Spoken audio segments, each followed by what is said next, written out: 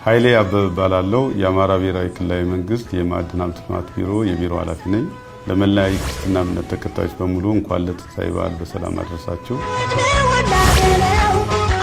ክልላችን ሰፊ ክልል ነው። ለኑሮ ተስማሚ የሆነ መልክዓ ምድር ያለው ክልል ነው። ተፈጥሯዊ ገጸ በረከቱ በርካታ ወንዞች፣ ሐይቆች ያሉበት ክልል ነው። ህዝባችን ለኢንቨስትመንት ቀና እይታ ያለውና ተባባሪ ህዝብ ነው።